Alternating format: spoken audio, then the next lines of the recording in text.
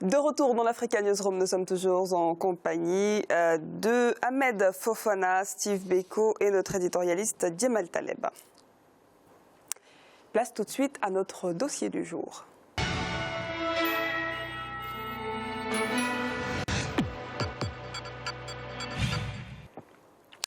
Faire un pas vers l'harmonie et la réconciliation, tel est l'objectif de la nouvelle constitution ivoirienne. Le président ivoirien Alassane Ouattara espère grâce à ce texte tourner définitivement la page des troubles politiques ouvertes en 2002. L'opposition a néanmoins dénoncé une mascarade et une dérive monarchique lors de l'adoption de cette constitution. Reportage d'Olivier Conan, correspondant en Côte d'Ivoire. La Côte d'Ivoire a une nouvelle constitution depuis le 30 octobre 2016. Les Ivoiriens ont voté à 93,42% par référendum pour l'instauration de la Troisième République. La nouvelle constitution modifie profondément l'architecture institutionnelle du pays avec la création pour la première fois du poste de vice-président de la République et du Sénat, seconde chambre du Parlement. Les partis de l'opposition se sont opposés avec force au projet du chef de l'État Alassane Ouattara, porté par la coalition au pouvoir, le RHDP, Rassemblement des oufouettistes pour la démocratie et la paix.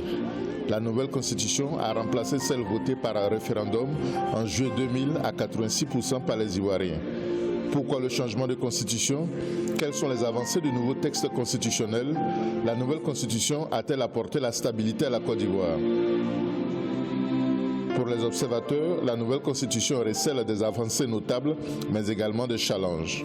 Globalement, la constitution est progressiste, c'est-à-dire qu'à lire les articles et son préambule, elle ouvre un champ d'action de droit.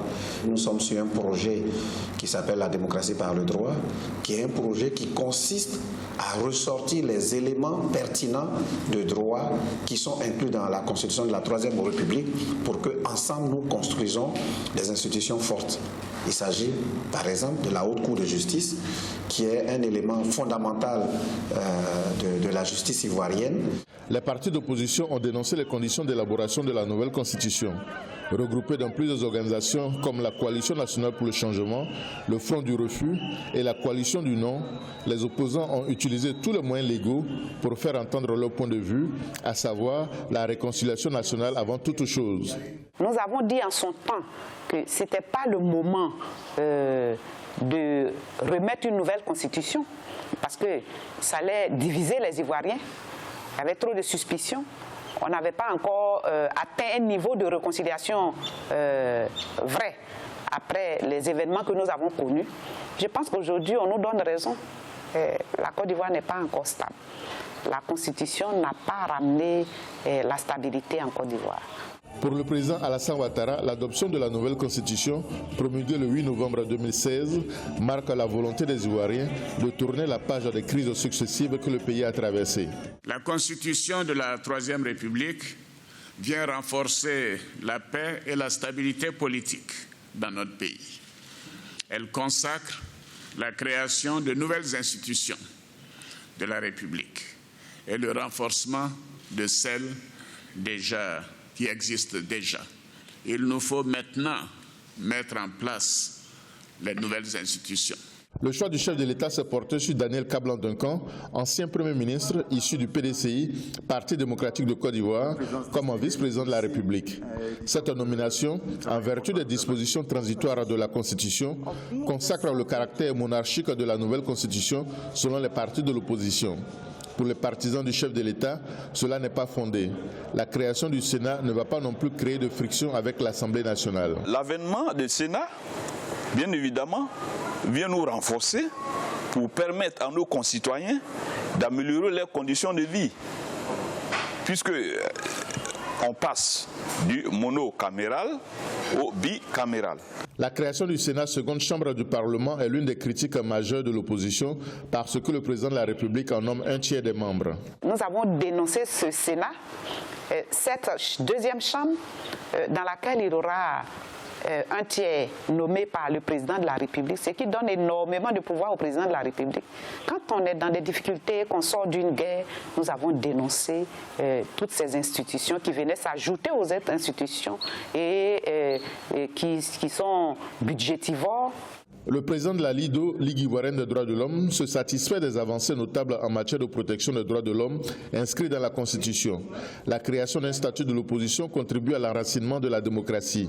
La nouvelle Constitution a également modifié les conditions d'éligibilité à la présidence de la République, citées comme l'une des causes fondamentales de la crise ivoirienne. Nous pouvons constater qu'il y a une avancée parce qu'il y a une modification significative à ce niveau qui permet aujourd'hui d'apaiser, je dirais, toute la classe politique et tous les Ivoiriens. Ce sont des choses que nous pensons pour nous permettre à ce que, si tout est bien appliqué, la Côte d'Ivoire pourrait avoir une durée stable. Le début de l'année 2017 a été marqué par des mouvements sociaux importants comme la grève générale des fonctionnaires. Plus grave, le pays a connu plusieurs mutineries militaires. Pour le Front populaire ivoirien, c'est la preuve que la nouvelle constitution n'a pas résolu le problème de la nation. Son président avance alors l'idée d'un gouvernement d'union nationale et de transition. Pour que, disons, le traitement des problèmes qui se posent aujourd'hui se fasse de façon équitable, sans discrimination, il faut un gouvernement qui rassemble toutes les forces vives du pays. Le gouvernement partisan qui a pris le pouvoir en 2011 a montré ses limites. Et avec cela, le pays ne peut pas retrouver la paix ni la stabilité. La situation politique actuelle est marquée par la perte de vitesse de l'opposition. Elle a subi un échec important aux élections législatives. Le FPI n'a par exemple pu faire élire que 3 députés. Pour les partis de l'opposition, cet échec électoral ne remet pas en cause la justesse de leur position. Cette troisième République n'a pas apporté un grand changement par rapport à ce que nous avons connu juste après la crise en Côte d'Ivoire. Donc on n'en avait pas besoin. On avait besoin juste d'une très bonne réconciliation, d'une organisation sociale très bien faite pour que l'Ivoirien se porte mieux et que l'Ivoirien mange à sa faim. Pour les organisations de la société civile, l'approfondissement de la démocratie est conditionné par la pluralité des opinions sur les médias d'État et en particulier à la RTI, radio-télévision ivoirienne. J'invite maintenant les autorités à ouvrir le champ de la RTI pour qu'on ait des débats réguliers. Parce que les débats permettent, les débats contradictoires en démocratie, d'abord construire la démocratie, mais permettent aux gens de vider leur rancœur. Depuis le 8 novembre 2016, la Côte d'Ivoire vit sous la férule de la nouvelle constitution. Les institutions de la Troisième République ne sont cependant pas toutes installées. Il n'y a toujours pas de date annoncée pour la mise en place du Sénat qui partagera le pouvoir législatif avec l'Assemblée nationale. Plus grave pour les défenseurs des droits de l'homme, la Haute Cour de justice n'a pas encore été instaurée. Chargée de juger le président de la République et les ministres, cette institution juridictionnelle est perçue comme le garant de toute l'architecture institutionnelle du pays. En mettant fin à l'impunité par le jugement, le cas échéant, des hautes autorités de l'État, la Haute Cour de justice permettra à la nouvelle constitution de tenir toutes ses promesses au bénéfice du peuple de Côte d'Ivoire. Monsieur Beko, question simple, y a-t-il eu une bonne ou une mauvaise révision constitutionnelle d'après vous? Vous savez, en Côte d'Ivoire, nous avons aujourd'hui une troisième république qui est née au forceps par la seule volonté du souverain Ouattara de mettre en place une troisième république. Les partis d'opposition ont été consultés lors de la constitution. Les partis d'opposition ont été consultés, ils ont dit non. Ils ont dit non seulement que ce n'était pas le moment, c'est-à-dire la question de forme, et que dans le fond, la nouvelle créait plus de problèmes qu'elle n'en résolvait. Mais le peuple a dit oui. Non, vous savez, le peuple, c'est toujours facile. Quand on dépose une constitution... C'est par les urnes qu'a été décidée l'adoption de ce texte. Il faut comparer. On a 42% de taux de participation. Là où, par exemple, pour la constitution de 2000, on avait 56% de taux de participation. Mais 93% de la population ivoirienne a dit oui. Oui, mais 93% de 42%. C'est différent. Et vous savez, ce qui est grave pour l'Ivoirien, parce qu'on dira que nous sommes des politiques et nous défendons nos positions, mais ce qui est grave pour l'Ivoirien, c'est que cette constitution, elle instaure la vice-présidence et elle instaure un Sénat. Là où, on en parlera plus tard, le FMI vient de sommer la Côte d'Ivoire de réduire les dépenses publiques. Vous comprenez? Donc on instaure. Mais en termes démocratiques. Non, en termes démocratiques, on est arrivé là. La Constitution supprime la limite d'âge à la présidence de la République. Ça dit qu'elle offre donc la possibilité à M. Ouattara de briguer un troisième mandat. Mais plus grave, et ce qui choque les Ivoiriens et l'Ivoirienne de la rue, c'est qu'elle supprime le contrôle médical. C'est-à-dire qu'aujourd'hui, on peut être candidat à la présidence de la République en Côte d'Ivoire sans être passé voir un médecin qui atteste de votre bonne santé physique. Et pourtant, sur tous les concours, pour être policier, pour être instituteur, on vous demande de fournir, vous faites un bilan médical. Donc vous comprenez, donc pour être instituteur en Côte d'Ivoire, il faut fournir un bilan médical, mais pour être président de la République, non, n'importe qui peut y accéder. Et ça, c'est grave. Mais un des points essentiels, c'était quand même la mise en place de ce Sénat. Est-ce que ce Sénat, mettre en place un Sénat, n'est pas un signe d'un renforcement démocratique? Non, madame, justement, on a déjà une Assemblée nationale qui a une caisse de résonance du pouvoir. On va installer un Sénat où le président de la République s'est donné la possibilité de nommer un tiers des membres de ce Sénat-là. C'est déjà ça. Quand on veut donner le pouvoir au peuple, on ne s'arroge pas soi-même la possibilité de nommer un tiers des membres du Sénat. Et en plus, il y a des questions budgétaires. Quand on nomme un Sénat, on ne sait pas combien il va nous coûter. J'étais sur ce même plateau avec le ministre Cissé Bakongo, qui est un des instigateurs de cette constitution. Je lui ai demandé comment on finançait le Sénat et la vice-présidence. Il nous a dit, écoutez, on va prendre un peu sur le budget du ministère de l'Éducation nationale, le budget de la santé. Quand on sait que les universités en Côte d'Ivoire aujourd'hui, si vous pouvez me laisser finir, quand on sait que les universités en Côte d'Ivoire aujourd'hui, vous savez, pour donner une idée, pour lui donner une idée aux Ivoiriens de ce que nous coûtent les institutions. Aujourd'hui, prenez la présidence de la République nous coûte 93 milliards par an. La présidence de la République. Le Conseil économique et social, 5 milliards. La grande chancellerie, 2 milliards. La primature, 72 milliards. Le Conseil constitutionnel, 3 milliards. La médiature, un pays en crise, son année médiatique, qui nous coûte 2 milliards. La Commission électorale indépendante nous coûte 25 milliards par an. Donc aujourd'hui, on va instaurer. Déjà, ces dépenses-là, je trouve qu'elles sont excessives. Parce que demander à l'Ivoirien à quand remonte le dernier rapport du Conseil économique et social, il ne saura pas vous répondre. Donc on a déjà des institutions qui ne servent à rien. Au lieu de les réformer, pour les rendre plus efficaces, on préfère en rajouter en sachant que cela va augmenter, faire exploser les dépenses publiques. Autre point important, en tout cas de cette réforme, ça a été la suppression du concept d'ivoirité, qui a été supprimé par un article relatif à ce concept. Est-ce que ce n'est pas là aussi une avancée en matière de droit? Oui ou non, monsieur Beko? L'ivoirité n'a jamais été conceptualisé et institutionnalisé dans la Constitution de Côte d'Ivoire. Ça, il faut le retirer. À la base, c'est des universitaires proches du PDCI qui inventent le concept d'ivoirité, qui, selon eux, est un concept culturel pour mettre en avant ce qui caractérise l'Ivoirien. Après, il est détourné à des fins politiques par Henri Konan Bédié pour écarter Alassane Ouattara, qui est son adversaire politique. Donc, mais dans la Constitution ivoirienne, le concept d'ivoirité n'a jamais été institutionnalisé. La preuve, c'est que pour la Constitution de 2000, justement, le RDR, présidé alors par Alassane Ouattara, appelle à voter oui pour cette Constitution. Donc, est-ce qu'on voudrait nous dire que le RDR a soutenu l'ivoirité avant de la combattre aujourd'hui? Cela n'a pas de sens. Monsieur Fofana, est-ce que vous partagez ce point de vue? Fallait-il finalement réformer la Constitution et mettre en place cette troisième République? Évidemment qu'il fallait réformer la Constitution, mais moi je vais vous faire une petite genèse de la réforme de la Constitution. Vous savez, avec l'ancienne Constitution de 2000, l'État était en déliquescence. Tous les leaders politiques ivoiriens, y compris Laurent Gbagbo, son mentor, se sont mis d'accord ici à l'INAS Marcoussi qu'il faut retirer dans la Constitution de 2000 des dispositions de pureté raciale et ethnique dont l'ivoirité dont vous parlez. Et tous les leaders se sont mis d'accord à l'INAS Marcoussi, y compris Laurent Gbagbo. Et c'est cette volonté de tous ces leaders-là que Alassane Ouattara a mis en pratique en proposant une nouvelle constitution au peuple ivoirien. Et le peuple souverain, laissez-moi parler. Monsieur Beko, on va laisser M. Fofana parler. Monsieur Beko, vous n'avez pas la parole. Vous n'avez pas la parole. Monsieur Fofana, Monsieur Beko, on laisse terminer M. Fofana. C'est comme ça qu'ils font en Côte d'Ivoire. Ils ont mis le pays en état pendant 10 ans. Quand on t'insulte, laisse-moi m'exprimer. Alors, je disais que cette nouvelle constitution, c'est la volonté de Laurent Gbagbo et tous les leaders politiques ivoiriens. Et cette constitution est la base même démocratique en Côte d'Ivoire. Pourquoi? Parce qu'aujourd'hui, avec, par exemple, la vice-présidence aujourd'hui résout un problème majeur en Afrique. Je vais vous expliquer, calmez-vous. On est dans un état, vous voyez, aujourd'hui, ce qui échappe à l'opposition ivoirienne, c'est le fondement même d'un état démocratique. Comment un état fonctionne? Il me dit combien coûte de temps, quand Laurent Gbagbo était au pouvoir, toutes les institutions dont tu citais, ces institutions existaient, mais Laurent Gbagbo n'a pas supprimé ces institutions. Pourquoi? Parce que ces institutions sont importantes pour même la bonne marche d'un pays.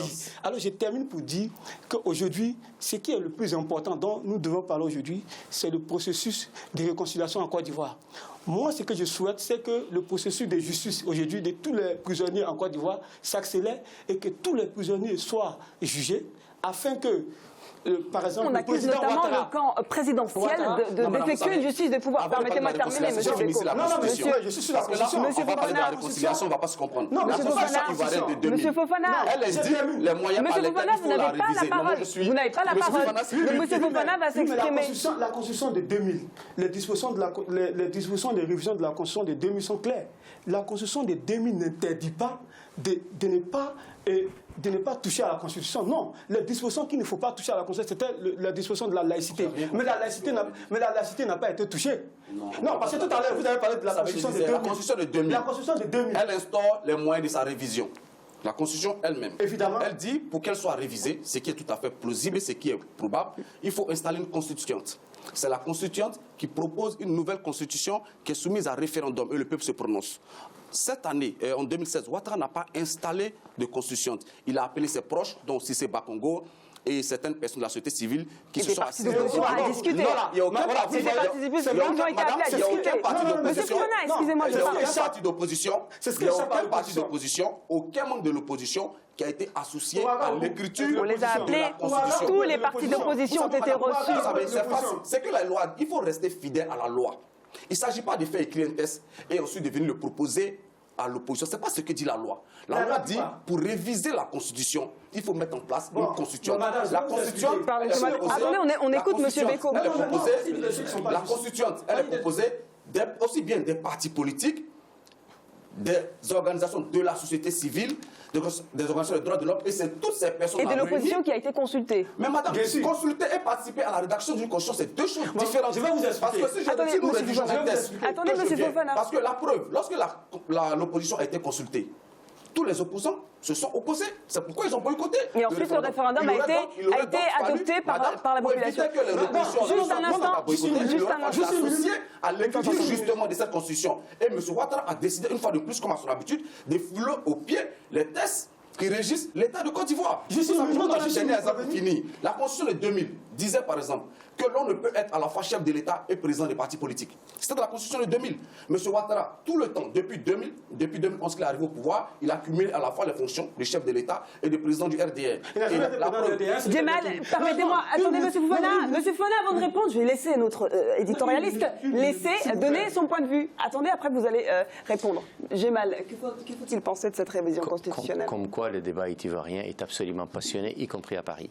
Il y a une disposition de mon point de vue qui est fondamentale, qui a été supprimée, c'est celle qui n'est évidemment expressément pas l'ivoirité dans la Constitution, évidemment, mais enfin, on sait très bien que les dispositions visées, c'était l'ivoirité. Et c'est un concept qui, de mon point de vue, est absolument insupportable, et je suis absolument heureux que dans les nouvelles dispositions, c'est disparu. En revanche, j'ai un bémol par rapport à la nouvelle Constitution. Il est clair que 42% de taux de participation donne un vrai problème de légitimité à cette Constitution. La deuxième chose qui m'embête encore une fois... C'est l'opposition qui a fait le choix de boycotter. Mais peu importe. Mais à partir du moment où le taux de participation est très faible, ça amoindrit, ça ne lui enlève rien, mais ça amoindrit de la légitimité de la Constitution en elle-même. La deuxième chose qui m'embête, c'est évidemment... S'il y a un débat, et dans mon pays, il y a actuellement ces débats-là, c'est le Sénat. Ceux qui considèrent qu'il y a besoin d'un Sénat et d'une navette, donc ce qu'on appelle la deuxième lecture, la navette entre les deux chambres, l'amélioration législative, ça peut se comprendre. Je suis personnellement pas très favorable au Sénat. Et donc je considère que si on a un conseiller économique et social assez opérant et que celui-ci est capable de donner les lectures qu'il faut, et si les Africains comprenaient que le conseiller économique et social peut avoir une réalité tripartite qui représente à la fois les régions, la société civile et probablement les personnalités ressources, de telle sorte qu'on ait une vraie lecture, non pas législative, mais une lecture pour l'amélioration des lois avant qu'elles ne soient votées. Et donc, si je pense que s'il y a cela, il n'y a pas tellement besoin d'un Sénat. Et donc, ce qui m'embête, ce n'est pas en soi l'existence du Sénat, c'est que le fait qu'il soit nommé pour le tiers, et ça, c'est pour moi une vraie entorse à la démocratie. Pour le reste, la chose dont je suis absolument content, et franchement une bonne nouvelle heureuse, c'est la disparition de ce concept funeste de l'ivoirité. Et là, pour le coup, je suis plutôt satisfait. Monsieur Fofana, deux mots pour conclure avant de marquer une conclusion. Deux mots. D'abord sur la participation, on dit qu'elle est de 42% faible. Mais il ne faut pas oublier que le taux de participation de 2000 était de 56% après 3 jours de vote. Ça, il faut le relever. Et je termine pour dire à Steve Biko que le mode de mettre en place une constitution est de deux façons. L'avocat ici, avec moi, est d'accord avec moi. Selon toutes les constitutions, deux façons.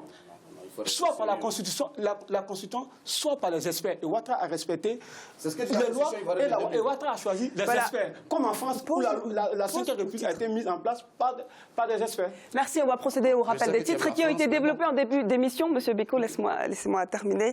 On va procéder au rappel des titres avec d'abord la lutte contre la corruption en Afrique du Sud. Le vice-président sud-africain Cyril Ramaphosa a réclamé dimanche la mise en place d'une commission d'enquête sur les allégations de corruption au sommet de l'État, comme l'avait recommandé la médiatrice de la République dans un rapport explosif en novembre 2016.